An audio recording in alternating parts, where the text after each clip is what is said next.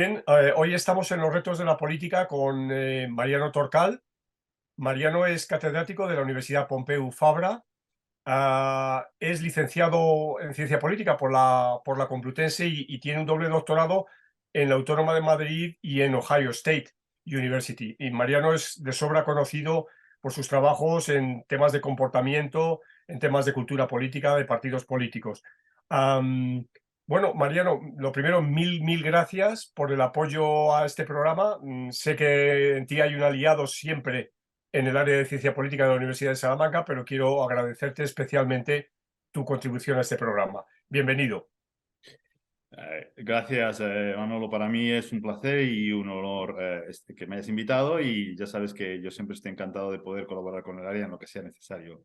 Bueno, pues ya sabes, ¿cuáles son, en tu opinión, los retos de la política? Bueno, los retos de... Yo en este momento hablaría más bien de que los retos de la política, hablaría de los retos de las democracias representativas en este momento, ¿no? Que parecen estar bajo una crisis importante, en un proceso de creciente autocratización, en el que se manifiestan dos hechos: el creciente hecho de que lo que se llaman democracias liberales cada vez se acercan más, según la literatura vigente, a ser democracias puramente electorales. Y luego, en ese proceso de autocratización, se inicia un proceso digamos, de deterioro creciente, en el que acaba siendo unos sistemas democráticos que ya no lo son. Entonces, son sistemas políticos que no lo son. Entonces, en esos grandes retos, en ese contexto y en ese gran reto que supone mantener la calidad e incluso la propia democracia, me parece que hay varios retos importantes, ¿no? Dentro de ese marco general, me parece que un reto importante es que posiblemente, y esto es una idea ya muy reiterada y no es mía, es que las democracias las inventamos para regir los destinos de los estados-nación o estados multinacionales, y sin embargo cada vez lo que se observa es que los mecanismos de control y accountability, algo de lo que voy a hablar posteriormente en extensión, digamos que no están diseñados en esa dirección, y por tanto, sin embargo, los estados y las políticas y los retos a los que se enfrentan las democracias actuales superan los bordes puramente nacionales. Son problemas globales a los que hay que dar respuestas globales. Se necesitan mecanismos de gobernanza más global para solucionarlos, y por tanto muchas veces eso genera una sensación por parte de los ciudadanos de que realmente el proceso de control y mandato que los votantes dan a sus representantes políticos pues no está funcionando de la manera adecuada, ¿no? Yo creo que ese es un contexto general en el que nos enfrentamos en este momento, que luego tiene repercusiones graves ya más en el área de actitudes, comportamiento político, etcétera, de lo que, si quieres, pues hablamos con más extensión, ¿no? Sí, de acuerdo. Eh, eh, Bajo mi punto de vista, no es el único problema grave, pero hay dos elementos desde el punto de vista actitudinal y político que a mí me preocupan y que siempre me han preocupado.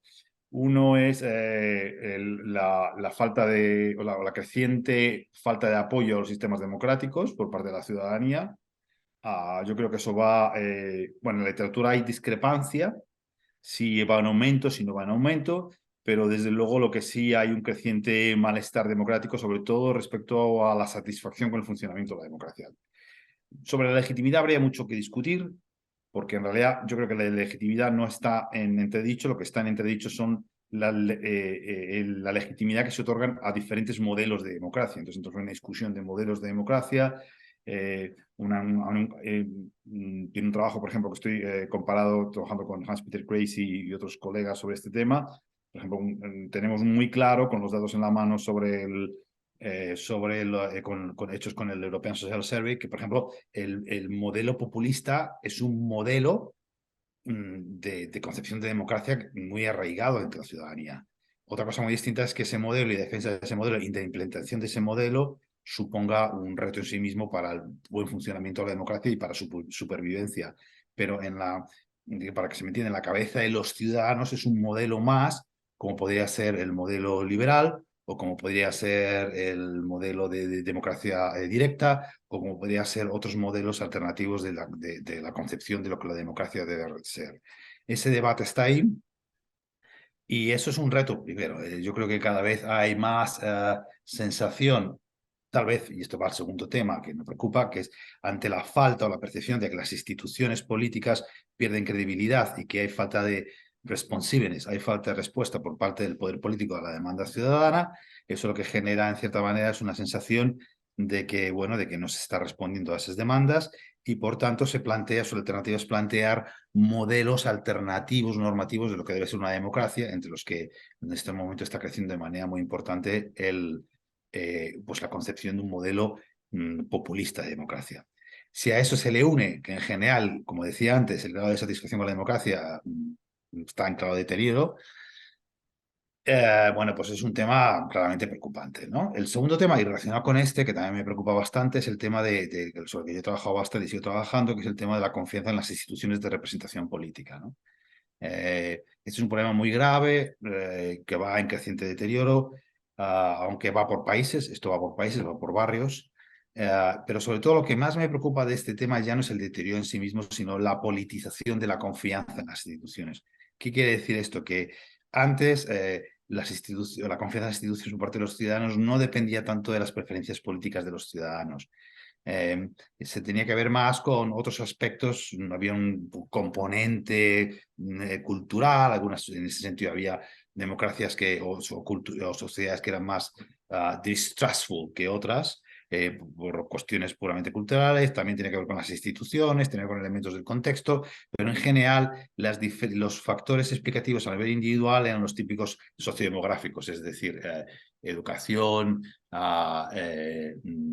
entre ellos, por ejemplo, ingresos, etcétera. Ahora entramos en una nueva dimensión crecientemente en la cual ya no depende de eso, sino depende de si ganan los míos o no ganan los míos, y ahora voy a hablar un poquito de ese tema, y sobre todo si depende de eso y de su politización, es decir, porque estamos observando, por ejemplo, hablando, por ejemplo, del contexto de lo que está pasando en algunas democracias, en su deriva hacia el populismo, es si un partido populista emerge con fuerza e incluso llega al poder, es los ciudadanos que apoyan a ese partido, de repente confían mucho más en las instituciones.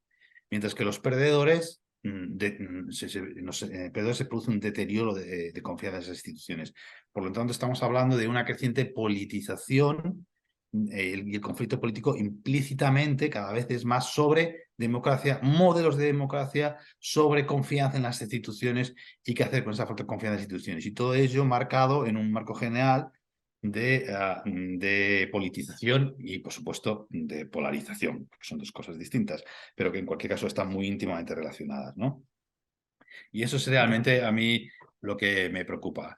Y me preocupa también porque, y ya conecto con el tema de la polarización, me preocupa fundamentalmente porque el problema, como digo muchas veces, no es que la polarización en sí mismo, bueno, cuando hablamos de polarización, ¿de qué hablamos? Porque se habla mucho polarización, polarización, pero en la literatura, conceptualmente y empíricamente, no toda la polarización es la misma.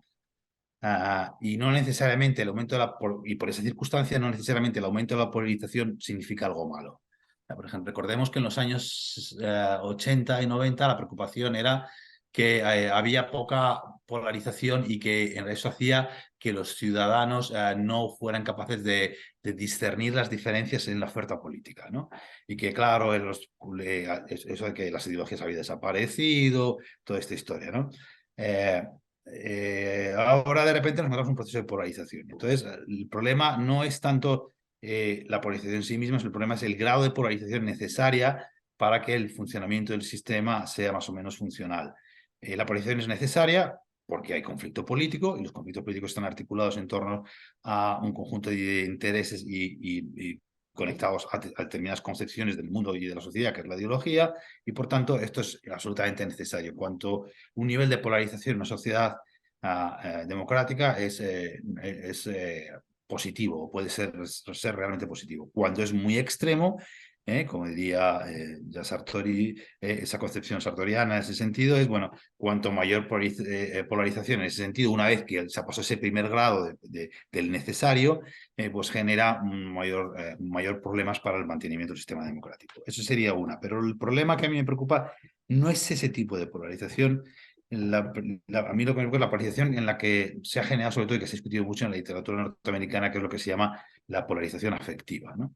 Esta polarización afectiva no se mueve necesariamente en el eje izquierda-derecha, sino que se mueve en términos de mis partidarios y tus partidarios. Es decir, lo que hay una creciente identificación con pertenecer a un grupo de votantes de un determinado partido. Su manera de concebir la sociedad, el mundo, la vida, qué es lo que no es aceptable, qué es lo que no es aceptable, incluso también en Estados Unidos habla también de temas de ocio, de temas de consumo, como todo eso está contaminando un poco y dividiendo crecientemente a la sociedad. Entonces, lo que siempre me preguntan, bueno, pero ¿cómo se puede hablar de eso cuando la gente se identifica cada vez menos con los partidos? Bueno, sí, claro, con los partidos tradicionales, con los líderes tradicionales, el problema fundamental es que claro, ahí la gente no se identifica porque estamos en general, y como decía antes, en una grave crisis de representación democrática, ¿no? Y en ese sentido, pues la gente le cuesta identificarse con un partido. Ahora bien, todos somos animales sociales, todos los ciudadanos son animales sociales y por tanto tendemos a generar estas identidades sociales colectivas que son parte de nuestro acervo personal, que nos sirven para definirnos quiénes somos y cómo debemos comportarnos en nuestro tejido social, en nuestras interacciones sociales. Y en ese sentido, una de ellas es fundamentalmente sobre quién son los míos desde el punto de vista partidista y quiénes son los otros. Esto genera un tipo de conflicto que ya no estamos hablando de principios ideológicos, incluso en algunos casos, como sistemas populistas, ni siquiera se mueve en el eje izquierda-derecha, se puede mover en otros ejes, pero que tiene que ver más con un conflicto identitario donde el diálogo y el espacio común de discusión desaparece del entramado político y pasamos a un escenario de confrontación en donde los ciudadanos dejan de ser votantes racionales que se comportan en base a sus intereses más o menos primarios y sus mecanismos de decisión más o menos primarios, pero siempre definidos en esos términos y se empiezan a comportar más como hooligans, empieza a ser como hooligans de fútbol, ¿no? Este es mi equipo, hay que ganar como sea, y si se gana por penalti en el último minuto, mejor. Bueno, también vale. Y si además si perdemos, pues cuestionamos las reglas del juego, y porque ha habido trampa. Y si no, intentarlo y hacer trampas en las reglas. Vamos a intentar hacer las reglas, o sea, penalti injusto, da igual. Lo que se trata es de ganar. Y en esto genera Perdona, ese Mariano, problema. Sí. perdona, esto me trae a colación precisamente tu texto, tu reciente texto que a lo largo de este mes de marzo se está presentando, ¿no? Y que creo que es una pieza fundamental en nuestra disciplina y también en tu trabajo intelectual. Perdona que te haya cortado, Sí, pero sí. venía al hilo para hacer este anuncio comercial que me parece que siempre es importante. Pero antes de que sigas con el desarrollo de esta idea de polarización afectiva, creo que tenemos un problema, no sé si de la semántica, por cuando utilizamos la palabra partidista partisano, ¿no? Porque, claro, habitualmente lo asimilábamos a la idea de partidista de un partido político, pero también simplemente puede ser partidista de alguien o de algo, ¿no? Y Sí. entonces, probablemente lo que está pasando es que llamémoslos viejos partidos políticos, han desaparecido o están a punto de desaparecer. Yo estoy, como sabes, pienso en la realidad política latinoamericana, donde tantísimos partidos políticos han pasado a segundo lado o directamente han desaparecido, pero sin embargo sigue habiendo una cierta movilización partisana, ¿no? Es decir, ahora los partidarios son partidarios de, por decirlo, de Andrés Manuel López Obrador o de Petro, y ya no lo son del PRI o del Partido Liberal o del Partido Conservador, ¿no? Entonces, creo que este es el gran cambio, ¿no?, que se ha producido en el último cuarto de siglo, ¿no? Pero vamos, continúa con tu... No, sí, sí, estoy totalmente de acuerdo. Bueno, gracias por interpelarme, porque si no, pues no. Pero no, realmente estoy totalmente de acuerdo con lo que acabas de decir. Ese es el gran cambio que se ha producido. Mira que en inglés se distingue muy bien este concepto. Una cosa es partisanship y otra cosa es partisans. Entonces, lo que estamos hablando con affective polarization es de los partisans y de los sentimientos que se generan en torno a ese grupo, de pertenecer a ese grupo de partisans. No es partisanship. Hadi, una psicóloga social muy interesante, distingue entre lo que llaman identificación partidista instrumental, que es esa que entendemos, de la gente se identifica con un partido porque más o menos representa mis intereses, porque su líder me convence, porque tienen un profile en el gobierno que me convence, o en la oposición, o responde a mis intereses desde el punto intelectual. Ese sería el instrumental. Y luego ella distingue el expressive, o sea, la identificación partidista expresiva. Y es ahí donde donde esto depende más de los partisans. Es verdad, y tú has hecho una matización que creo que es importante, que luego dicho esto, cada sociedad tiene, o sea, ¿cuál es el diagnóstico general? Bueno, que la política cada vez se mueve más por afectos e identidades y el conflicto se mueve en todos esos elementos, además fomentado porque crecientemente los partidos han descubierto que movilizar a las identidades, especialmente los partidos retadores al sistema, han descubierto que apelar a las identidades es un elemento de movilización muy importante, ¿de acuerdo? Pero ahí estoy de acuerdo. Pero ese diagnóstico genial. ¿Cuál es la diferencia? Bueno, ya empezamos a matizar, ¿no? Primero, no todo se mueve en los ejes tradicionales izquierda-derecha. Hay algunas sociedades donde puede ser populismo o antipopulismo. Ese es el eje en el que está articulando el conflicto entre los partidos. Y luego otra cosa que has dicho que también me parece muy, muy significativa es que, claro, hay sociedades donde, y conectado con un tema que trabajaba en tiempos, donde la institucionalización del sistema de partidos es muy baja y por tanto estamos en un contexto no solo de una gran volatilidad, sino en un contexto de que donde la política es muy personalista. Entonces, claro, ya la gente ya no se identifica con un partido porque las siglas se mueven. Por ejemplo, la Morena es un caso ejemplo de dónde viene, cómo se va movilizando, cómo se va cambiando las siglas, etcétera, y se convierte en un instrumento de movilización política muy personalista. Pero el fenómeno es muy parecido, es decir, es identificación con un líder, y lo que representa ese líder, pero no el líder en sí mismo, sino que representa todo el grupo de partisanos, o como tú has llamado, partisans, que, que, que, que representan o que votan o que optan por apoyar a este determinado líder. Eso es verdad que es una matiz importante para el contexto latinoamericano. Los partidos tradicionales en ese sentido han desaparecido como tal. Entonces, el efecto movilizador no es tanto a qué partido apoyas, sino puede ser a qué líder apoyas por el carácter Exacto, fundamentalmente exacto. personalista de la política. Pero luego, y en ese sentido también, sin embargo, es curioso, y teníamos una conversación respecto el otro día, tú y yo también, en el que hablábamos de que en el fondo es curioso porque esto se mezcla con una creciente volatilidad. Cómo se, cómo se come esto, ¿no? Bueno, pues precisamente porque en un contexto de alta volatilidad y descontento es el caldo de cultivo para la aparición de partidos retadores, de que constantemente retando el sistema entonces rápidamente cuando hay una movilización en torno a una identidad, a un elemento aglutinador en el que se siente identificado un grupo de votantes, se genera esta identidad social y el conflicto se focaliza en ese aspecto. Pero al mismo tiempo luego a medio y largo plazo tengo la sensación de que va a llegar un momento en que va a ser tal el nivel de polarización que ya no se va a poner, por supuesto, se va a poner en juego la propia supervivencia del sistema democrático, de lo cual podemos hablar, pero incluso los mecanismos básicos de control y de accountability que se dan en las democracias, porque mi teoría respecto, bueno, y que no es mía sola, es incluso en el último libro bueno, que ya tiene una antigüedad, sobre Democracy for Realists, de Bartel y Aiken, o Aiken y Bartel,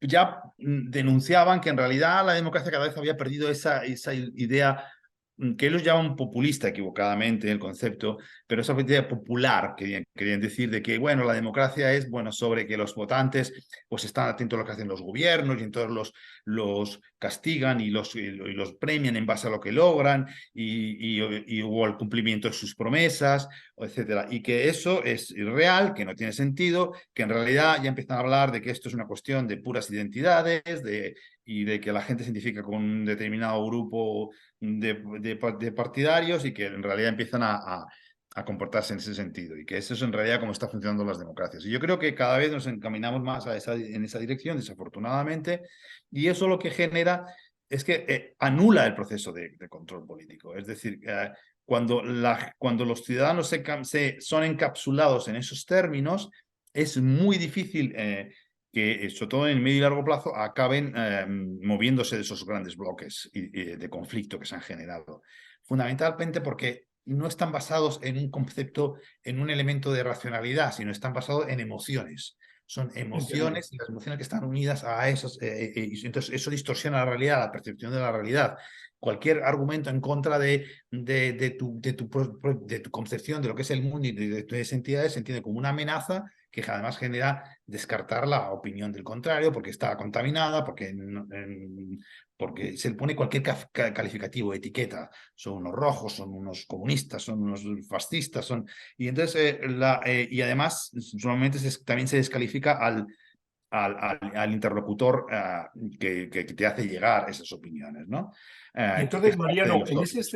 en ese escenario de vigencia de lo identitario y de sobrepeso de las emociones, ¿qué ocurre con lo virtual? ¿Qué ocurre con con las redes sociales? ¿Qué ocurre con esto que nos ha acontecido en los últimos 3 lustros? Sí, vamos a ver. La idea de cámaras de eco ya existía antes. Es decir, esto se ha puesto muy de moda hablar de redes sociales, pero la idea de cámaras de eco en los estudios de los mecanismos de intermediación del voto, Jack Converse y Key hablaba de las cámaras de eco. O sea, es decir, esta cámara de eco, ¿por qué? Porque nosotros tendíamos, antes de que apareciera el mundo virtual, tendíamos a preseleccionar nuestras fuentes de información en base a nuestras preferencias y nuestros interlocutores a la hora de discutir en base a nuestras preferencias. Y por tanto, digamos que había una gran tendencia en estos estudios, por ejemplo, el Comparative National Election Project, que es un proyecto un poco antiguo me refiero que ya lleva con una acumulación de datos antigua, muestra claramente cómo esto es un fenómeno que ya existía incluso antes de la llegada del mundo virtual. ¿Qué hace el mundo virtual? Simplemente acelerar estos procesos. Es decir, el, el proceso es mucho más rápido, más inmediato, la información circula con mayor rapidez, y entonces hay reforzamientos de opiniones mucho más dinámicas en mayor funcionamiento. Ahora bien, dicho esto, la pregunta que debemos hacer dos cosas. ¿Qué calado tiene esto sobre toda la sociedad en su conjunto? Bueno, muy limitado, porque no olvidemos que las redes sociales se utilizan cada vez de manera masiva, pero utilizar las redes sociales para hablar de política es mucho más restringido. Los datos desmienten que sea un proceso de masificación del uso de las redes sociales como mecanismo de intercambio de opiniones. Esto es falso. Por lo tanto, es un primer punto. Un segundo punto, además, es como siempre digo, es que nos hacemos mal la pregunta. La pregunta no es qué efecto tienen las redes sociales en sí mismas en el proceso de polarización, sino al revés. ¿Por qué los polarizados acaban todos en las redes sociales? Y esa es la pregunta esencial. Y De esa pregunta acuerdo. esencial tiene que ver con aspectos propios de las redes sociales, es decir, el anonimato, una mayor capacidad de preselección, porque en cierta medida, antes en el pasado teníamos una cierta preselección, pero había siempre un elemento de que, bueno, este no sé cómo piensa, pero ahora sí que lo sabemos, porque cuando estamos ya eligiendo una red, ya sabemos que la mayoría de las personas que se están uniendo a una cuenta, por ejemplo, para seguir yo qué sé, al Partido Socialista, a cualquier otro partido, ya sabemos que está fundamentalmente lleno de gente que piensa como nosotros. Por lo tanto, eso nos sirve también, además, como elemento de la autoafirmación personal, es decir, digo lo que me parece en el anonimato y encima además me encuentro gente que piensa como yo, por lo tanto, eso se convierte en un elemento de autoafirmación del extremismo, que hace a su tiempo que los más moderados se vayan. Entonces, la siguiente pregunta que a mí me preocupa es, entonces, ¿por qué? ¿por qué las redes sociales se han convertido en un prisma tan importante para reflejar un grado de polarización que en realidad no es tanto en el mundo político, porque la gente no está directamente expuesta a esa polarización? Y la respuesta es que, bueno, porque los medios de comunicación de masas se dedican a reproducir lo que está pasando. Es decir, ese prisma especial, que es lo que el libro de Bale del 2021, que se publicó recientemente en Cambridge, no, perdón, Princeton, ese prisma que se genera como consecuencia de la acumulación de los polarizados en las redes sociales, porque van a ellos buscando lo que estaban buscando, se generaliza una percepción general de lo que es la sociedad porque los medios de comunicación proyectan todo y proyectan y por tanto sobredimensionan el grado de polarización que existe en la sociedad a partir de proyectar lo que hay en las redes sociales, ¿no? Ese es el mecanismo fundamental. De Nadie ha acuerdo. conseguido probar nadie ha conseguido probar empíricamente hablando, muy escasamente, que la gente se polarice más porque está expuesta a cámaras de resonancia o los echo chambers en redes sociales, ¿no? Entendido. Y ya, Mariano, para terminar, quería preguntarte por dos cuestiones vinculadas a aspectos institucionales en el juego de la polarización. El presidencialismo y la utilización de los plebiscitos o de los referéndums. ¿Qué opinión tienes para ello? Nos quedan ya 3 minutos nada más. Bueno, son mecanismos institucionales que claramente fomentan la dinámica de nosotros entre ellos. O sea, entonces, cuando tú tienes un sistema presidencialista, el ganador concentra todo el poder. Y por tanto genera esa sensación de que hemos perdido y ellos han ganado, y esa sensación, sin embargo, en un sistema que no es presidencialista y sobre todo que haya una mayor pluralidad, o sea, más consensual en ese sentido, como decía Liethard, lo que genera es que, bueno, que no necesariamente yo he perdido todo porque he perdido unas elecciones, sino que mantengo unas parcelas de poder tanto a nivel territorial como a nivel de representación parlamentaria. Incluso gobiernos de coalición, etcétera. Por lo tanto, pero los sistemas presidencialistas creo que tienen un potencial enorme a propiciar ese tipo de polarización.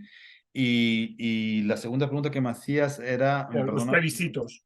Ah, Los claro, plebiscitos. es la misma dinámica. Los plebiscitos es la misma dinámica, es una dinámica muy perversa. Yo no trabajo tanto ese tema, pero lo que he leído es que incluso, bueno, polariza más el resultado. Cualquier resultado de plebiscito es una creciente polarización. A no ser que es un plebiscito claramente mayoritario, que una gran mayoría de la población está a favor. Pero cuando todo el proceso, en sí mismo los procesos electorales generan polarización, en sí mismo, por definición, y está mostrado. La pregunta empírica es cuánto dura en el tiempo, pero lo que sí se está discutiendo más es que los referéndum generan una mayor polarización y además con un legado mucho más profundo. La prueba evidente es la polarización que ha generado tanto en el Reino Unido con el Brexit como en Colombia con el referéndum de De la paz. Sí. los acuerdos de paz, ¿no? Muy bien. Pues mil gracias, Mariano. Yo creo que hemos llegado al final. Lo dicho, te deseo muchísimo éxito con este libro. Creo que es un trabajo fundamental que va a abrir nuevas avenidas para tesis doctorales, para otras investigaciones. Y como siempre ha sido un placer conversar contigo y gracias de nuevo por el apoyo a los retos de la política. No, gracias a ti por invitarme, gracias por tus palabras respecto a mi trabajo y de verdad que para mí es un placer compartir esta charla contigo.